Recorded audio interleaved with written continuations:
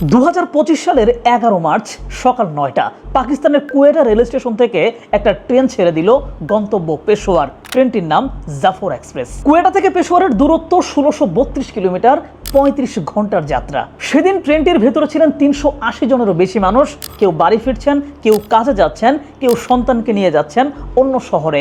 একটা সাধারণ মঙ্গলবারের মতোই শুরু হয়েছিল সেই দিনটাও। কিন্তু 4 ঘন্টা পর যখন ঘড়িতে সময় ঠিক 1:15 তখনই সবকিছু পাল্টে গেল। পরের 30 ঘন্টায় পাকিস্তানের ইতিহাসে এমন কিছু ঘটলো যা আগে কখনো হয়নি। একটা বিদ্রোহী সংগঠন একটা চলন্ত ট্রেন দখল করে নেয় দুর্গম পাহাড়ের বুকে, জিম্মি করে ফেলে শত শত মানুষকে। আর পাকিস্তান রাষ্ট্র তার সর্বোচ্চ শক্তি দিয়ে 30 ঘন্টা ধরে লড়াই করে তাদের বের করে আনতে। আর আজ সেই ভয়ঙ্কর ট্রেন হাইজ্যাকের গল্পটাই আপনাদের সাথে শেয়ার করব। छोड़ ही नहीं रहे, किसी को भी नहीं छोड़ रहे। मिसाइल चल रहे थे, लंचर चल रहे थे, तकरीबन 30 मिनट तक फायरिंग चलती रही है। 11 मार्च की दोपहर 1 बजे दहशतगर्दों ने कोयटा से पेशावर जाने वाली जाफर एक्सप्रेस पर हमला किया।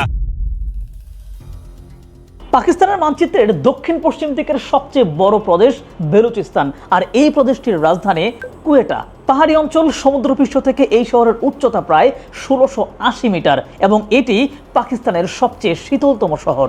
শহর অঞ্চলটুকু কিছুটা সমতল হলেও কুয়েটা ছেড়ে ট্রেনটা যখন পূর্ব দিকে আগাতে থাকে তখন কিছুক্ষণ আগানোর পরই সমতল ভূমি শেষ হয়ে যায় আর শুরু হয় বোলান পাস। বোলান পাস মূলত পাথুরে পাহাড়ের ভেতর দিয়ে সরু একটা গিরিপথ, মানে দুই পাশে বড় বড় পাহাড়, মাঝে সরু জায়গা দিয়ে রেল লাইন।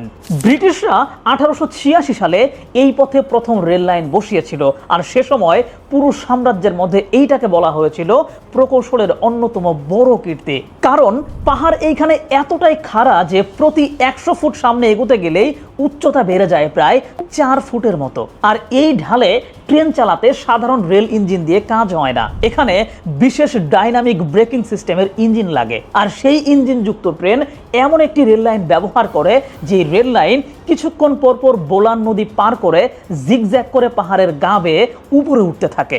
বোলান পাস পার হতে হয় অনেকগুলো সুড়ঙ্গও। কুয়েটা থেকে 160 কিলোমিটার দক্ষিণ পূর্ব অবস্থিত একটি ছোট্ট শহর যার নাম সিবি, যেটা বোলান পাসের খুব নিকটে। আর এই সিবি থেকে কুয়েটা পর্যন্ত এই পথে মোট 17টি সুড়ঙ্গ রয়েছে, একটার পর একটা। সুড়ঙ্গগুলোর নামও অদ্ভুত: Windy Corner, Cascade, Summit, Mary Jane ইত্যাদি। আর এই ম্যারি জেন নামটা রাখা হয়েছিল এখানকার রেল লাইনের পথিকৃত ইঞ্জিনিয়ারের স্ত্রীর নামে। যাই হোক, ব্রিটিশরা চলে গেছে কিন্তু সেই নামগুলো এখনো রয়ে গেছে। আর পর্যটকদের কাছে এই পথটা একটা স্বপ্নের রুট। দিনের বেলা জাফর এক্সপ্রেসে বোলান পাস পার হওয়াকে বলা হয় পাকিস্তানের সবচেয়ে দর্শনীয় ট্রেন অভিজ্ঞতাগুলোর একটা। রেলপ্রেমীরা দূর দেশ থেকে আসেন শুধু এই পথে একবার রেল ভ্রমণ করতে। কিন্তু এই সুন্দর পথটার একটা সমস্যা আছে, এখানে একবার কিছু ঘটে গেলে বাইরে থেকে কিছু করার আর উপায় থাকে না। সুড়ঙ্গের ভেতরে ট্রেন হঠাৎ করে থেমে গেলে উপর থেকে হেলিকপ্টার দিয়ে কিছু দেখাও যায় না। পাহাড়ের কারণে সড়ক পথে দ্রুত সেখানে পৌঁছানো যায় না। আর ট্রেন থামলে যাত্রীরাও সামনে যেতে পারে না, পেছনেও যেতে পারে না, কারণ চারদিকেই পাথুরে দেয়াল। আর এই দুর্বলতাটাই কেউ একজন মাসের পর মাস রেকি করে বুঝে নিয়েছিল। আর সেই হিসাব কষেই 11 মার্চ দুপুর বেলায় জাফর এক্সপ্রেসকে বেছে নেওয়া হয়েছিল। মূলত এই অপারেশনটা পরিচালনা করেছে বেলুচিস্তান লিবারেশন আর্মি বা BLA। এটা পাকিস্তান থেকে বেলুচিস্তানের স্বাধীনতার দাবিতে লড়াই করা একটা সশস্ত্র সংগঠন, যেটা পাকিস্তান, যুক্তরাষ্ট্র এবং ইউরোপীয় ইউনিয়ন কর্তৃক নিষিদ্ধের তালিকায় রয়েছে। বছরের পর বছর পাকিস্তানের নিরাপত্তা বাহিনীর বিরুদ্ধে গেরিলা হামলা চালানো এই সংগঠন এবার নেমেছে অন্যরকম এক অপারেশনে। অপারেশন সাকসেসফুল করতে BLA এর 3টা বিশেষ ইউনিট নামানো হয়েছিল: মজিদ ব্রিগেড, ফতেহ স্কোয়াড এবং স্পেশাল টেকটিক্যাল অপারেশন স্কোয়াড। মোট 33 জন যোদ্ধা। এদের অনেকের গায়ে ছিল আত্মঘাতী বেল্ট, মানে ধরা পড়লে বা পরিকল্পনা ব্যর্থ হলে নিজেকে সহ আশপাশটা নিজেরাই উড়িয়ে দেবে। তো আক্রমণের দিন সকালে ট্রেন ছাড়ার আগেই যোদ্ধাদের কয়েকটা দল আলাদা আলাদা করে বোলান পাসের পাহাড়ে ছড়িয়ে পড়লো। কেউ সুড়ঙ্গের মুখে, কেউ পাহাড়ের ঢালে, কিংবা কেউ রেল লাইনের পাশে। আর রেল লাইনে পুঁতে রাখা হলো 8টা IED, মানে বিস্ফোরক। শুরু হলো ট্রেনের জন্য অপেক্ষা। ওদিকে ট্রেন আসছে পৃথিবীর অন্যতম নান্দনিক এক প্রাকৃতিক পরিবেশের মধ্য দিয়ে। জানালা দিয়ে যাত্রীরা বাইরে তাকিয়ে সেই দৃশ্য উপভোগ করছে, কিন্তু কেউই আন্দাজ করতে পারেনি যে একটু পরেই তাদের সাথে কি ঘটতে যাচ্ছে। একের পর এক সুড়ঙ্গ পেরিয়ে ট্রেন ছুটে চলছে সামনের দিকে, আর পেন্নকুন্ডি এবং গাদলারের মাঝামাঝি 8 নম্বর সুড়ঙ্গের কাছাকাছি ট্রেনটা পৌঁছাতেই রেল লাইনে পুঁতে রাখা আইডিগুলো একের পর এক ফাটতে শুরু করে। প্রথম বিস্ফোরণে যাত্রীরা কিছু বুঝে উঠতে পারেননি যে আসলে কি হচ্ছে। দ্বিতীয় বিস্ফোরণের পর আতঙ্ক ছড়িয়ে পড়ে, ট্রেনের ফুয়েল ট্যাঙ্কে আগুন ধরে যায়। তখন 4টা কামরা লাইনচ্যুত হয়ে যায় আর মুহূর্তের মধ্যে থমকে দাঁড়ায় ট্রেন। জনমানবহীন পার্বত্য এলাকায় একটা ট্রেন অস্বাভাবিকভাবে থেমে গেছে, যাত্রীদের মধ্যে চাপা আতঙ্ক বিরাজ করে তখন। আর ঠিক এই মুহূর্তের জন্য অপেক্ষা করছিল পাহাড়ে লুকিয়ে থাকা যোদ্ধারা। ট্রেন দাঁড়িয়ে পড়লে পাহাড়ের আড়াল থেকে বেরিয়ে আসা শুরু করে তারা। রকেট প্রলেপড গ্রেনেড আর স্বয়ংক্রিয় অস্ত্র নিয়ে তারা ট্রেনের 9টা কামরায় একসাথে ঢুকে পড়ে। ড্রাইভারকে প্রথমেই গুলি করা হয় যাতে ট্রেন আর নড়তে না পারে। যোগাযোগ ব্যবস্থাও কেটে দেওয়া হয় যাতে এখানকার খবর বাইরে না পৌঁছায়। আর এই পুরো প্রক্রিয়াটা ঘটে মাত্র কয়েক মিনিটের মধ্যেই। ট্রেনের 380 জন মানুষ, তারা কেউ তখন আর পালাতে পারেনি। সামনে পাহাড়, পেছনে পাহাড়, ট্রেনের ভেতরে বন্দুক। বেঁচে ফেরা যাত্রী ইসহাক নূর পরে বিবিসিকে বলেন, গোলাগুলি চলছে, আমরা শ্বাস বন্ধ করে বসেছিলাম, জানতাম না পরক্ষণে আসলে কি হতে যাচ্ছে। उसने बोला मेरे छोटी छोटी बेटी हैं, मुझे मत मारो।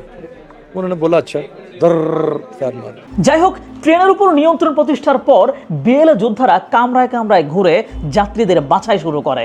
সাধারণ যাত্রী, নারী, শিশু এবং বালুচ পরিচয়ের মানুষদেরকে প্রথমে ছেড়ে দেওয়া হয়। তারা ভয়ে আহত অবস্থায় কেউ কেউ জুতা ছাড়াই পাহাড়ের পথে হাঁটা শুরু করে। কিন্তু কোথায় যাবেন তারা? চারদিকেই তো পাহাড়। কিন্তু বিএলএ কর্তৃক একটা দলকে খুব ভালো করে আটকে রাখা হয়। বিএলএ দাবি করে যে ট্রেনের সাধারণ পোশাকে ভ্রমণ করছিলেন 23 জন সক্রিয় সেনা, 7 জন আইএসআই কর্মকর্তা এবং 5 জন সন্ত্রাস বিরোধী বাহিনীর সদস্য। এদের যুদ্ধবন্দী হিসেবে ঘোষণা করা হয়। এরপর আনুষ্ঠানিকভাবে বিএলএ পাকিস্তান সরকারের কাছে তাদের দাবি জানায়। দাবিটা হচ্ছে, বেলুচ রাজনৈতিক বন্দীদেরকে নিঃশর্ত মুক্তি দাও। 48 ঘন্টার মধ্যে মুক্তি না দিলে জিম্মিদেরকে দুনিয়া থেকে বিদায় করে দেওয়া হবে। প্রশ্ন করতে পারেন, বেলুচ রাজনৈতিক বন্দী আবার কারা? মূলত পাকিস্তান থেকে বিচ্ছিন্ন হওয়ার জন্য দীর্ঘদিন ধরেই বিএলএ সংগ্রাম করছে। তাদের দমন করতে গিয়ে অনেককেই পাকিস্তান সরকার বন্দী করে রেখেছে। আবার বেলুচিস্তানের প্রকৃত স্বায়ত্তশাসন এবং অধিকার আদায়ের আন্দোলনের জের ধরেও অনেক বেলুচ নাগরিককে পাকিস্তান সরকার বন্দী করে রেখেছিল। মূলত তাদের কথাই বলছিল বিএলএ। যাই হোক, পাকিস্তান রাষ্ট্রের সামনে তখন 2টা পথ খোলা ছিল। প্রথমত, বিএলএ এর সাথে আলোচনা করা অথবা জোর করে জিম্মিদেরকে উদ্ধার করা। স্বরাষ্ট্রমন্ত্রী মোহসিন নকভি সরাসরি ঘোষণা দিলেন, হামলাকারীদের গুড়িয়ে দেওয়া হবে, আলোচনার কোনো প্রশ্নই ওঠে না। কারণ আলোচনায় বসা মানে একটা বিচ্ছিন্নতাবাদী সশস্ত্র গোষ্ঠীর শক্তিকে রাষ্ট্রের পক্ষ থেকে মেনে নেয়া, যেটা করলে বিশ্বব্যাপী পাকিস্তানের সক্ষমতা নিয়ে প্রশ্ন উত্থাপিত হবে। কিন্তু কথায় যতটা সহজ, বাস্তবতা ততটা সহজ ছিল না।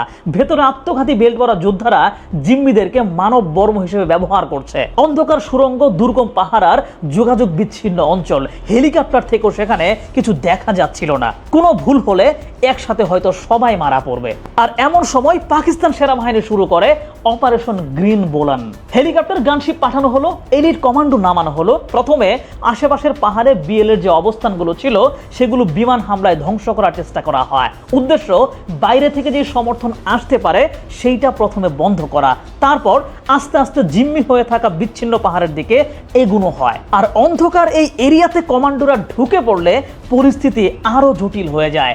ভেতরে কোথায় যোদ্ধা, কোথায় জিম্মি, অন্ধকারে কিন্তু কোনো বোঝার উপায় নেই। আর যোদ্ধারা জিম্মিদেরকে সামনে রেখে নিজেরা পেছনে পেছনে থাকছে, যাতে সরাসরি গুলি করলে জিম্মিরা মারা পড়ে। তাই সরাসরি গুলিও করা যাবে না, কারণ একটা ভুল মানেই একটা জিম্মির জীবন শেষ। তারপরও বিশেষ টেকনিকে কমান্ডোরা এগিয়ে গেল।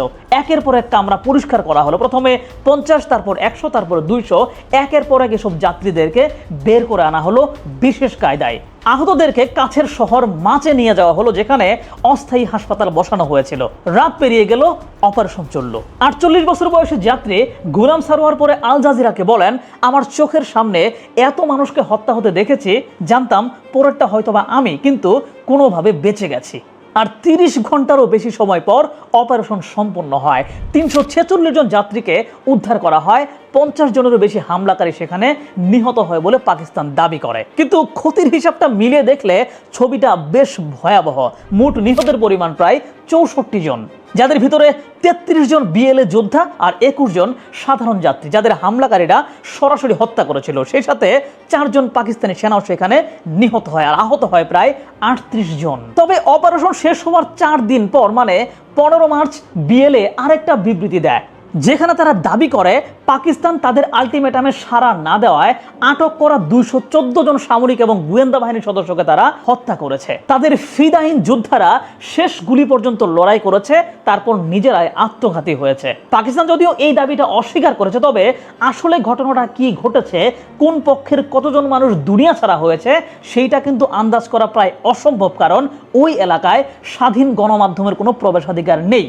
সো এমনও হতে পারে আসলেই হয়তো পাকিস্তানের একটা বিশাল পরিমাণ ক্ষতি এই ঘটনাতে হয়েছিল। যাই হোক, এই হাইজ্যাকের পর পাকিস্তান রেলওয়ে বেলুচিস্তান এবং পাঞ্জাব সিন্ধের মধ্যে সব ধরনের ট্রেন অনির্দিষ্টকালের জন্য বন্ধ করে দেয়। পাকিস্তান দাবি করে এই হামলাকারীরা মূলত আফগানের মাটি থেকে পরিচালিত হয়েছে, ফলে পাকিস্তান আফগানিস্তানের কাছে আনুষ্ঠানিক প্রতিবাদও জানায়। কিন্তু আসল প্রশ্নটা একটু ভিন্ন। দ্য ডিপ্লোম্যাটের বিশ্লেষণ বলছে এই ঘটনা প্রমাণ করে পাকিস্তানের বেলুচিস্তান নীতি মোটামুটি ব্যর্থ। দশকের পর দশক শক্তি প্রয়োগে বিদ্রোহটা আসলে দমন হয় নাই, বরং বিএলএ আরো সাহসী, আরো সক্ষম এবং আরো সংগঠিত হয়েছে। তো শেষ কথা হচ্ছে, দক্ষিণ এশিয়ার ইতিহাসে কোনো বিদ্রোহী সংগঠন আগে কখনো এত বড় ট্রেনজীবী করে নাই। ব্রিটিশরা 140 বছর আগে যে সুড়ঙ্গগুলো বানিয়েছিল সাম্রাজ্য টিকিয়ে রাখতে, সেই সুড়ঙ্গই 2025 সালে পাকিস্তানকে 30 ঘন্টা ধরে অসহায় বানিয়ে রেখেছিল। সো আপনার কি মনে হয় পাকিস্তান সরকার যেভাবে দাবি করে যে বিএলএ কে তারা শেষ করে দিচ্ছে বা শক্তি প্রয়োগ করে সেই বিদ্রোহগুলোকে থামিয়ে দিবে, সেইটাকে তারা আসলে পারতেছে, নাকি দিন দিন বিএলএ আরো বেশি শক্তিশালী হয়ে উঠতেছে? এবং এইটার পেছনে আশেপাশের রাষ্ট্রগুলোর কেমন ভূমিকা থাকতে পারে সেটিও কিন্তু আপনি কমেন্টে জানাতে পারেন। ধন্যবাদ, দেখা হবে পরের ভিডিওতে।